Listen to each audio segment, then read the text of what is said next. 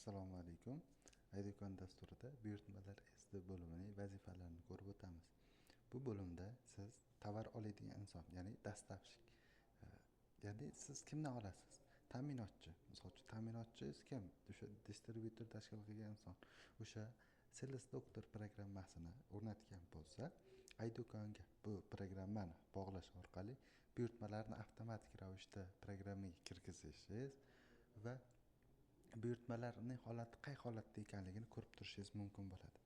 Buyurtmalaringizni bo'limiga kirganimizda holati yangi bo'lsa, bu holati yangi tovarimiz u distribyutor tomonidan hozir yaratildi va nimalar yaratilganini ko'rsatni bosish orqali biz ko'rishimiz mumkin. Shu tovarlarni bizga bermoqchi va summasi mana shuncha bo'ldi ekan. Va jo'natilgan tovarlar, ya'ni yo'lga chiqarilgan tovarlarni ko'rishimiz mumkin va yetkazilgan tovarlarni ko'rishimiz mumkin bo'ladi. Yetkazilgan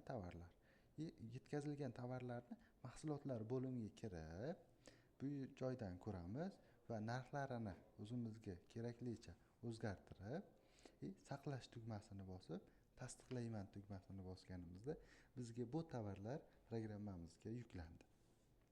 Mahsulotlar qabul qilishdan buni ko'rishimiz mumkin. Test market bozordan 29,435 minglik tovar mana shu vaqtda ko'rsani bosib kirsak, mana shu tovarlarimiz yuklandi ekanini ko'rishimiz mumkin bo'ladi.